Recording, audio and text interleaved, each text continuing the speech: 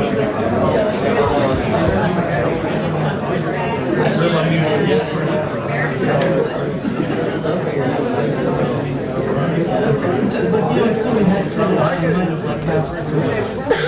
everyone, I want to say again, thank you very much for coming tonight. We're very excited to have David Thibodeau here. He's going to be speaking, and then we'll take some of your questions for about half an hour.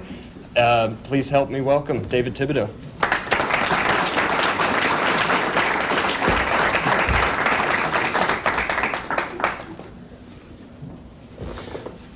I'm used to standing when I do these things, but this will be a different form.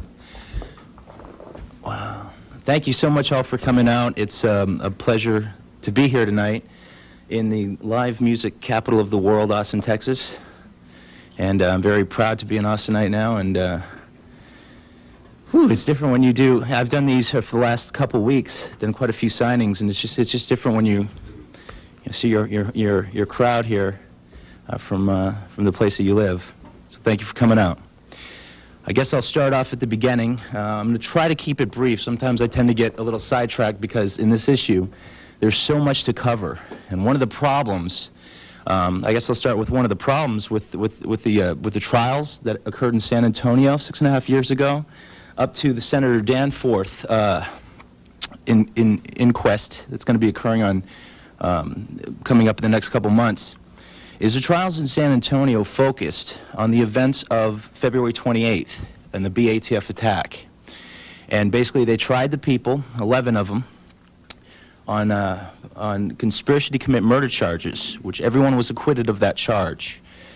Several of them were found guilty of a lesser charge of aiding and abetting voluntary manslaughter. But due to a little snafu, the jury was given a 94-page rule book that they had to follow in the trials. I see a lot of people shaking their head. I mean, a jury should be able to hear all the evidence. That's the way I view it. And they shouldn't be limited by a federal judge saying this is what you have to do when you make your decision. So they were basically, 5 of them were found guilty of having a, 9 of them were found guilty of having a firearm during what the judge called the commission of a crime for February 28th, and that is when the BATF attacked. If you had a gun in your hand, basically you went to jail. Some of them are in jail for 40 years on a weapons violation that the jury felt was thrown out, according to the count 3 aspect of the verdict. So I have talked to Sarah Bain, the head jury forewoman that was there that day at the trials in San Antonio, and she said, had we seen all the evidence that we had seen since the trials that the judge suppressed from us, we would have acquitted everybody on all charges. So basically right now there's 7 political prisoners, some of which have been under very harsh conditions in various institutions throughout the country. Some of them are there for 40 years on a weapons violation that the jury was thrown out, and I think that's a very important point to make. The whole problems with the trials in San Antonio was the fact that the judge focused only on February 28th. And my concern is with the hearings of Danforth, he's only going to focus on the events of April 19th and what happened at the back of the building, and of course the infrared videotape that we'll be discussing a little later. So the big problem that I have is you can't really understand Waco. You can't understand what really happened there unless you handle it from A to Z and you cover everything in between. Because what the FBI did when they set up their speaker systems, it was so crass. The light systems, literally the psychological effect of here's a guy that they say, David Koresh, is a person that's very unstable, and you have a bunch of religious wackos is what we've been called consistently throughout the course of the 51 days. And their plan is to play loud music, sounds of rabbits being slaughtered, Tibetan's monk chanting, just various, taking the phone off the hook for 48 hours at a time. So their plan was to make us even more unstable. That doesn't make a lot of sense to me. So the point I wanted to make in opening up is I hope Senator Danforth, former Senator Danforth, and I hope that some of the civil cases and the Senate inquest that's going to be taking place will focus more than just on April 19th, because you'll never be able to see the big picture unless you focus on the whole thing from A to Z. So with that, I'd like to start off by saying I'm David Thibodeau, and I grew up in Bangor, Maine. And ever since I was a little kid and I first picked up drumsticks, I knew what I wanted to do with my life. I wanted to play music.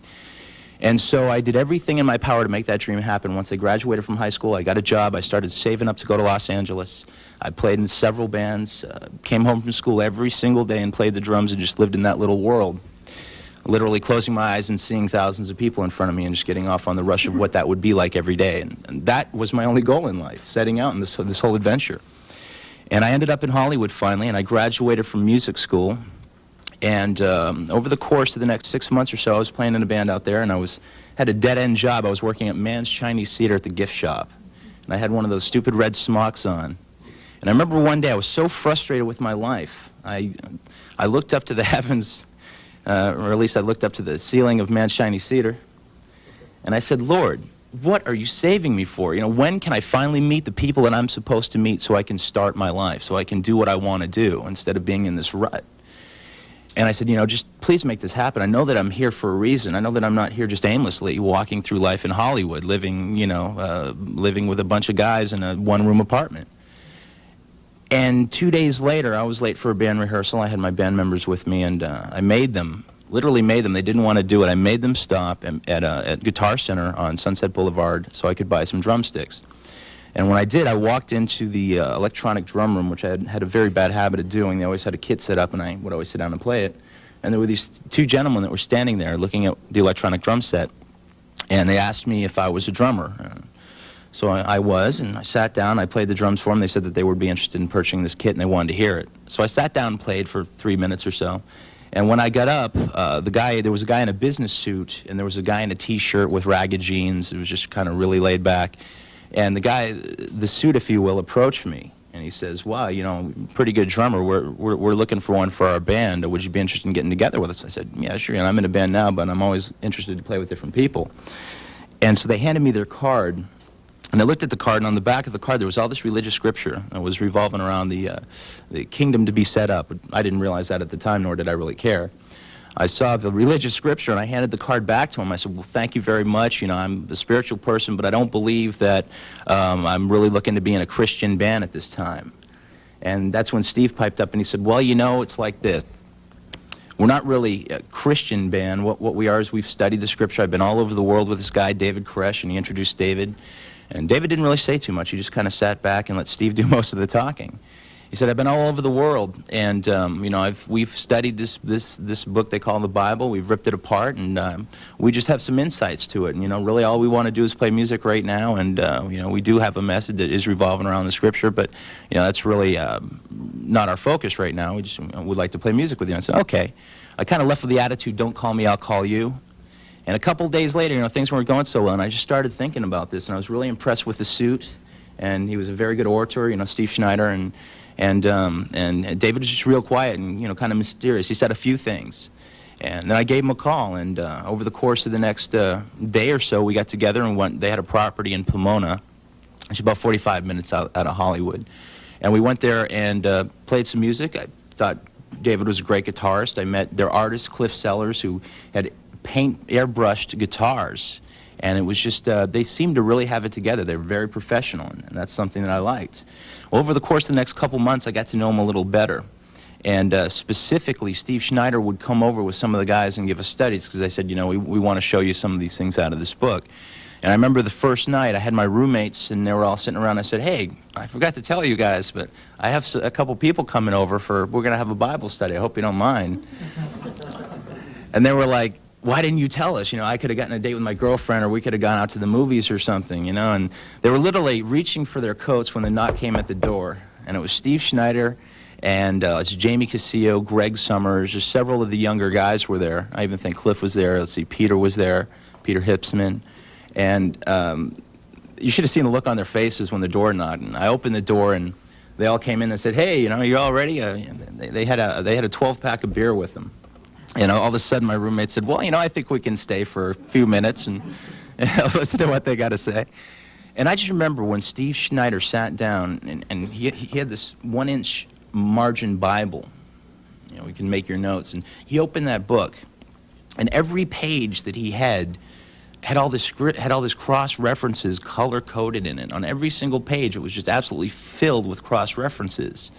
instantly I was impressed because I could see that I was never impressed, and I hope I don't offend anyone here, but I was never impressed with the TV preachers and the hypocrisy of not all, but several organized religions. You know, I was always more into the small movements of religion that seemed to be a little more pure in heart, and then as they grow, and of course, it becomes a financial institution, it tends to lose focus a little, I think, a lot. And so I was impressed with the way that they ripped the Bible apart, and they had really done their research and studied. And that's what impressed me, was the fact that it was more of an intellectual study than it was an indoctrinization, or they never came off preachy. That would have turned me off instantly. And so they went through their study, and 2 hours later, I'm looking around, my roommates are still sitting there. So to me, that was an act of God. And I remember over the course of the next couple months, we got together several occasions and had studies. Then one day, David Koresh invited me out to Waco, Texas, a place called Waco. And he said, we're going out there for Passover, which is one of the 2-week periods, the festival periods of God in the Scripture. And he said, literally, there's going to be hundreds of people from all over the world that are going to be coming to learn these truths. He says, you're going to meet, people that are carpenters, people that are architects, people that have gone to seminary school, people that are pastors in their own churches in England. I said, well, that sounds kind of interesting, and he asked me if I wanted to go, and at the time I was pretty adventuresome, and I did. So we pulled up to Mount Carmel, and I took a look at all the single buildings that line the place up, and I just thought it was one of the strangest places I'd ever seen in my life.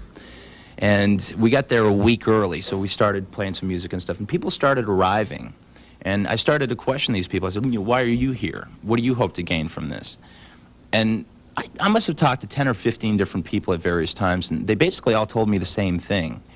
They said that they had learned more about the Scripture from this person, David Koresh, than they had their whole lives studying on their own, or being pastors, or going to seminary school. And it just like everyone seemed to have the same testimony. So I wanted to see what it was going to be, what it was really all about. I always knew that there was a mystery to this book. I always wondered in my life, how come so many thousands and thousands of people have died, put their lives on the line, and sacrificed their lives for this Scripture throughout the course of time? It has a power to it. And over the course of that 2 weeks, I remember the very first study, and the reason that I'm relating this story is because a lot of people ask me, how could you follow someone like David Koresh? People say this, but they have no idea who he was. All they know is what they've heard, and they've made their judgments because they've heard some very bad things. Well, there's always two sides of the story. In this case, there's, I think, hundreds of sides to the story.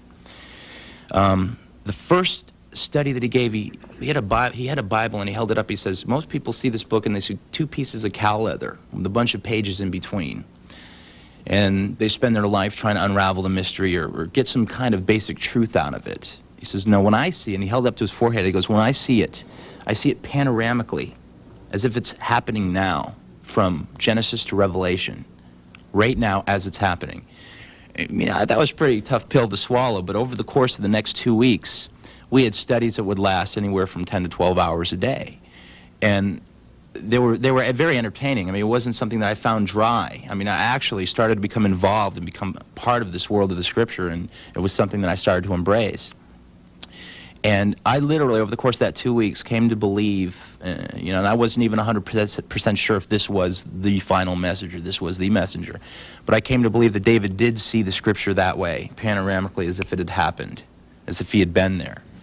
And when he gave a study with literally the looks on the faces of the people that are written in the Scripture, so you could actually see the sarcasms, you could see the nuances of the communication that was taking place in the Bible, where before I could never see that reading it on my own.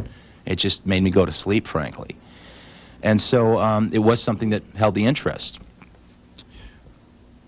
I think one thing that I saw David do on several occasions, and he did this with me as well, after that 2 or 3 week period when everyone started to leave, we played music a little more, and I was trying to absorb all this stuff. He says, what I want to do now is, I want you to be my drummer. I want you to be in the band, but you now have the basic foundations of the 7 seals, the first 5 seals, if you will. And what I want to do is, would you like to go to Maine and see your parents?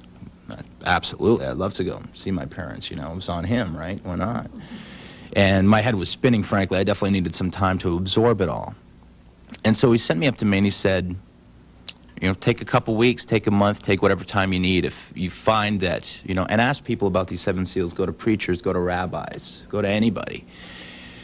And if they have some insight into the seals, let me know. I might be interested. But if I'm pretty sure that you're going to find that no one even knows what they are. Or most people are going to say that there's a mystery and we're waiting for Christ to come back before those things can be revealed. If they don't know and you want to learn more, come on back, you know, we want to have you in. And I said, well, okay, that's pretty fair. Well, over the course of the next month, I went to Maine, and I got a call one day about a month later, and I was putting it off because I was convicted at this point. I mean, I had known that there was something there, but at the same time, I didn't really want to entirely give up my life and just go and live on what we call the anthill, because we got the Texas fire ants here. And there's several at Mount Carmel. So I ended up going back, and I ended up going back to Hollywood, and several events took place, if you will. I'm going to kind of wrap it up real quickly here. Within 6 months, we ended up, of being in Hollywood, we ended up moving to Mount Carmel. Now, there's several events that took place that are really important, but because I really want to get to questions, you're going to have to look it up in the book. But a lot of very, very interesting, very deep things happened to me during that period of time that I was in Hollywood, and a lot of them revolved around a certain friend of mine who was in a band as well out there, and Koresh had some insights that literally just blew me away, that he could know this about my friend, and all these things were factors. So we ended up moving to Mount Carmel about a year before the BATF attack of February 28th, and throughout that year we tore down the little houses and we started to build up the major complex there called Mount Carmel, and the big building that everyone saw. We built a swimming pool. David Koresh and Steve Schneider he was, you know, a brilliant salesman. I mean, Steve basically would negotiate all the deals. We ended up getting go-karts, building a track. The children, some of the younger boys, got small dirt bikes, and we would all go out and play on the track. What ended up happening is through a person that I met in Waco, and we had ties in Waco. I mean, this wasn't some community that was just totally within themselves out in the middle of nowhere. I mean, the Branch Davidians, or what became to be known as the Branch Davidians, actually the Branch Davidians stemmed from an earlier group that had lived out there, had been there for 60 years. David Koresh was the third of what people out there called inspired, or if you will, a prophet. And he was the third one to get the complete vision of the 7 seals. Before them, there was Hoddeth and Lois Roden, who preceded David. So it wasn't just some fly-by-night group that David started. It was something that built off a foundation of several years. And there were several people that had been there almost from the inception of it, who tell me stories. David first came on the scene. His name was Vernon Howell. When he first came on the scene, he could barely formulate a sentence. I mean, he had a great knowledge of the scripture, but he was no orator. He was great with working on cars, but he stuttered. He had a stuttering problem. And literally after 1985, when he claimed to have his vision of the 7 seals, he started to talk very clearly, very concisely, and it was almost like an overnight transformation that a lot of the older people there told me about, which I thought was very impressive. Well, I ended up meeting someone whose father was Henry McMahon, who was a licensed firearm dealer that ran a place called Hewitt Handguns, and it was right outside of Waco in Hewitt, Texas. And Henry basically started to get studies from David and started to learn a lot of things, and thought that, you know, David was someone that was very special, someone that was very inspired, and he started to take David to gun shows. I mean, that was kind of his forte. And through these little excursions of going to gun shows here in Texas, David and Paul and Steven Schneider found out a couple things. They found out that because of all the legislation that's coming down the pike, a .223 round is going up in value. The AK-47s are going up in value from $500 to $2,000 overnight. And they started to actually take on the business of going to gun shows and doing everything legally, having the yellow sheets on all the firearms, and basically buying and selling legally. There were people inside that made vests, hunter's vests, that were sold at the gun shows, as well as several other things that occurred. And one of the things that ended up happening is, as we were building the pool that summer, helicopters started to fly by really low, and, you know, we could tell they were taking pictures. We knew that, you know, we were being watched. I mean, you know, a big group of people out there in the middle of nowhere. It's pretty strange, according to most people. Of course, most Americans tend to forget that America was founded on a bunch of religious extremists that came to this nation and started to put together the Constitution. And I think it's important to remember that the Baptists were scourged in the streets when they first came. And I'm sure a lot of you know about the history of the Mormons and what they had to suffer when they were first starting with their particular doctrine. And so it comes from a long foundation of, I guess, killing or beating up what you can't understand or what you don't want to understand, or specifically what the establishment can't understand. And from this point that Henry came into being, that's when all the gun stuff started happening. A couple other interesting things took place. Well, Henry McMahon one day gave us a call, and he had been raided by the BATF, the Bureau of Alcohol, Tobacco, and Firearms, and they were going through all his yellow sheets, and they started to ask Henry, and Davey Aguilera, the BATF agent, headed up the whole investigation. He started to ask a lot of questions about David Koresh to Henry, and he says, well, Henry says, you're investigating me. Why are you asking me all these questions about Koresh? You should investigate Koresh or go speak with him. So Henry excused himself and went to the kitchen, and this all came out at the trials in San Antonio. Everything I'm saying, I can prove. It has happened. So Henry McMahon went into the other room, he got the phone, and he called David, and he said, David, the BATF are here, and they're raiding me, they're going through all my yellow sheets, and they're asking me a lot of questions about you. What do you want me to do? And Koresh said, well, why don't you have them come on out to the property? This is about 2 to 3 months before February 28th. Have them come out to the property. They can check out any of the yellow sheets on any of the firearms that we purchased. If they have any questions, better yet, put them on the phone. I'll speak to them. Henry McMahon went in the other room, and he said, I have David Koresh on the phone. He wants to speak to you. He's invited you out to the property. And Davey Aguilera shook his head and waved his hands above his head like this. He didn't want to speak to David. He never wanted to ever try to make any contact with David, other than when the 4 individuals ended up moving across the street, which is going to bring me to my next story. These 4 guys move across the street one day out of the blue. This is about a month or so before the initial attack. And when they did this, there was 4 guys move in, a 2-room house. They bring in all this heavy equipment. You know, they don't move in furniture, but they move in this equipment, and they start to set up their little surveillance. And over the course of the next couple days, well, there was an event that took place that I think is pretty funny. Greg Summers, at the request of David, brought over some beer and some pizza to the guys across the street to kind of welcome them to the neighborhood. Seeing as how there's only 2 people in the neighborhood, you know, why not make friends with your neighbors? And so they knocked at the door, and they said, yeah, we're from across the street. We just want to bring you guys over some beer and some pizzas and say hi. And this hand came out of the door, grabbed the pizza, pulled the pizza in and slammed the door and said, thank you. I got my girl in here. So that's pretty strange, you know. I mean, obviously, either he had his girl in there, or there definitely was something they did not want us to see. So over the course of the next week or so, they did come in and finally make contact, and a guy named Robert Rodriguez, or Robert Gonzalez, one's an alias, one's his real name. I think Rodriguez was the alias. Came over and started to make contact with David. And basically over the course of the next, he had 9 to 13 contacts with David. I believe it was 9. And David instantly started giving him studies. Now, Robert was a man that was raised Catholic. And as David would give him studies, I could see this look on his face. I mean, it was like he was starting to get his question answers, like myself and all the people that were there. Literally, David could answer all our questions from a scriptural standpoint. You know, Steve Schneider and Wayne Martin and Paul Fata, they tried to rip him apart for months before they joined this community, and they couldn't do it. There was an interview that this individual did with the Washington Times, I believe it was, right after the April 19th, when the place burned to the ground. And he said a couple of very interesting things. One was that the interviewer said, was David close? Meaning, were you close to being in the community or being converted, if you will? And he said, yeah, I was close.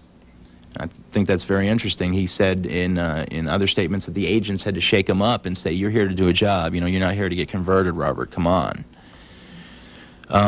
He also said that when the FBI took over, the FBI said, "What can you tell us about David? What's going to happen next?" And Robert said, "Well, give me a Bible. I'll show you exactly what he's going to do next from that scripture." And the FBI looked at him like he was crazy. They wanted nothing to do with it. And then Robert said he went out, threw his Bible away, and you know, was very sorrowful. He had lost 4 friends that day. And I think it's really interesting that the BATF, I mean, Robert said he saw no signs of illegal activity during the time he was in there, and they still went forward with the raid. I mean, they have an undercover guy in there. Why won't they work with their own undercover agent? Why won't they listen to what he's saying? We'll talk about the warrant in a minute, but after this period of time, the Waco Tribune-Herald put out what they called the 7-part series, a Sinful Messiah series. That was very demonizing him. It was just a very harsh piece. They didn't ask for our side of the story at all, and they started to talk about if you're a Branch Davidian and you believe Christ lives on a thread-barren piece of land in the middle of Waco, Texas, and he's a beer-drinking, guitar-toting, gun-toting preacher. Because that's how it started. That's like the headline, right? And it's the first of a 7-part series. So you can imagine that we pretty much saw that something was about to take place. Now, the problem I have several problems, but the first of many problems that I have with the BATF attack is, number one, when you look at the warrant and rip it apart, basically they went to the judge, Judge Green, under false pretenses. They relied on information that was the child abuse information, and allegations came from a guy named Mark Bro, who studied under David for several years and then left. They relied on information that was 5 years old. Under federal law, when you go to a judge, you have to have current information at least 6 months old, or at the most 6 months old, before you can get a warrant against someone.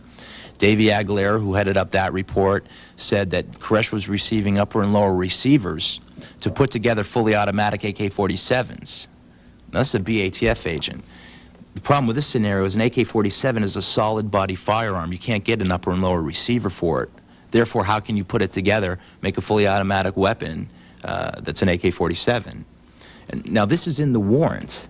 This is what they went to the judge with to get a knock search warrant, which the judge signed. He gave him a knock search warrant. Now, I don't know what your interpretation of a knock search warrant is, but mine is you go up to the door, you knock on the door, and you serve the warrant, and you go in and get your evidence. Okay? They chose to serve a knock search warrant with what they called Operation Trojan Horse. And the code word for Operation Trojan Horse to go down was showtime. Literally, it's showtime. Now, they chose to serve this warrant with 2 cattle trailers pulling to the front of the building.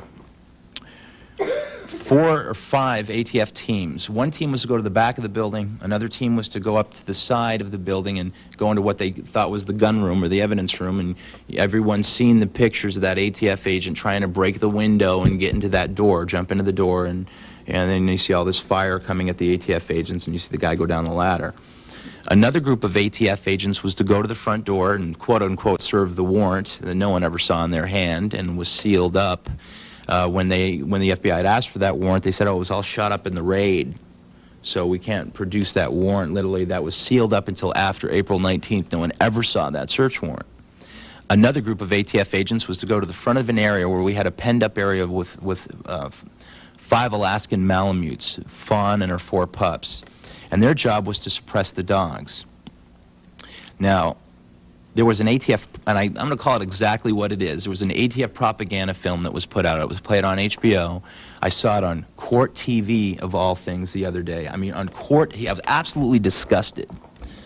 I'm sitting ready to go on Hardball, and there is this movie. It's called In the Line of Duty.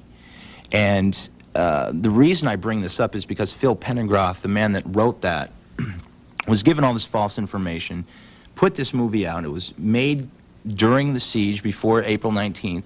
This was already in production and was basically completed. He has since come forward and said, since he's seen all this information that the government didn't get him when he was making this particular film, you can call it that, he has said that that it's wrong. He did a 5-page letter and came to one of our memorials and apologized to all of the survivors profusely.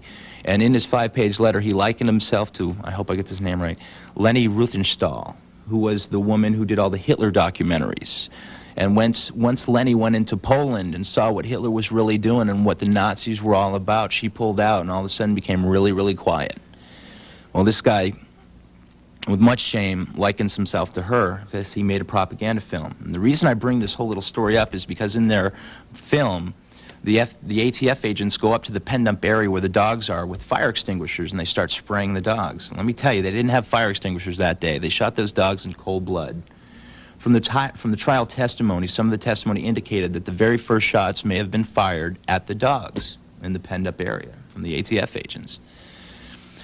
This is all happening simultaneously. While there's 3 helicopters in the back of the building that are supposed to be there for support, coming into the back of the building, shooting at the building, according to several eyewitness testimony.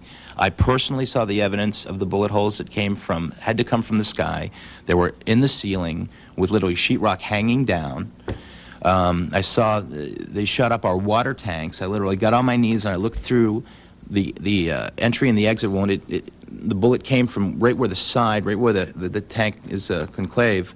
And you could see the bullet hole where it came in and where it came out. And at an angle, you could see it was fired between the 2 towers that we had out there. It was fired from the air, absolutely. That's the one that killed Winston Blake. So, my point. They chose to serve this warrant like a dynamic entry style or a no-knock search warrant. I mean, they're already breaking down windows while they're coming up to serve the warrant. Now, the ATF has claimed profusely that it was an ambush, that they were outgunned. Well, if we were a group of, if you will, quote-unquote cultists that wanted to kill the Babylonians or kill federal authorities, and we had fully automatic weapons and we had 50 caliber machine guns, and we had 45 minutes where we knew that they were coming and we were laying wait for them, I'm here to tell you, unless we're terrible, terrible shots and all blind, not one of those agents would have walked off that cattle trailer. It was simply never part of the plan. There was no plan. The agents that died, the 4 agents that died 20 minutes into the gun battle. We have videotape of these agents standing behind cars, standing up, shooting into the 2nd story of the building where all the kids are, like it's a set of a Rambo movie. And yet they've been ambushed. They were outgunned. Their story from day one never made any sense. 2 pieces of evidence I'm going to bring up really quickly. One is the front door. And at that front door, it was very mysterious because the story from my friends on the inside was that David Koresh went to the door. He came down 30 seconds before the shooting began. He said, now, they're on their way. They're coming. Now, don't anybody do anything stupid. We want to talk to them. We want to work it out. That's what we're all about here. He was at the front door, and just literally all hell broke loose. I instantly was down on my face. I spoke to several people there at the front door. They all told me the same story at various times, that Koresh went to the door, he held the door in his hand, he had his arm out, he said, hold on, there's women and children here, let's talk about this. The door flies back in his hand from the velocity of a bullet hitting it. He slams the door and falls back. Perry Jones, a 70-year-old unarmed man, goes down in pain from a stomach wound. And from that point, some of the people inside started to fire back and defend their positions. So this door was very important because we have pictures of it, and the 2 attorneys, I should say David Koresh's attorney and Steve Schneider's attorney, actually came in via the tanks one day, actually on 2 or 3 separate occasions, and saw the evidence of the helicopters firing. They saw the front door, and they saw that all the bullet holes are coming from the outside into the building. Now, there were 2 steel doors at the front of the building. One of them was entered in, or metal doors, I don't know if they were steel, they were metal. One was entered into the evidence list at the trials in San Antonio, and the other wasn't. It was conspicuously missing. And the defense attorney says, what about this metal door? Where is this metal door that had all the bullet holes in it? And all the prosecuting attorneys could say in their defense was, oh, that door must have disintegrated in the fire. Its sister door is entered into evidence, it's fully intact. It's got a couple, bumps and knocks and bends from the tanks running it over. But the other door mysteriously disintegrates in the fire. Doesn't make sense.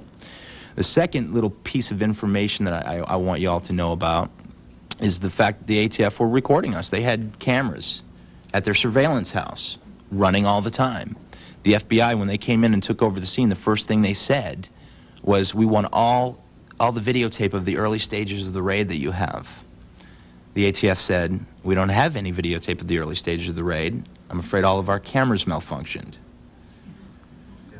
It becomes very convenient. I mean, you can say that I'm just making all this up. Look, it's all a matter of record. It's all at the trials in San Antonio. You know, I have a website. We're making an informational site. It's just the name of the book, a place called Waco.com. I'm going to have the reports on the CS gas. I want to make the evidence available. I think that we've been lied to enough. Yeah, for the last 6.5 years, we've been lied to consistently. And it's time to lay it on the table. I mean, if you will, David Koresh, myself, we've had all of our dirty laundry exposed.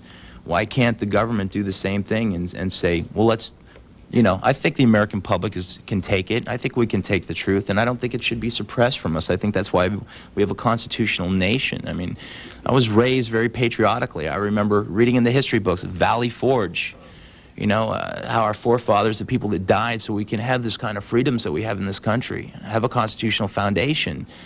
And all the people that went off to Vietnam, they didn't even know why, and died for us.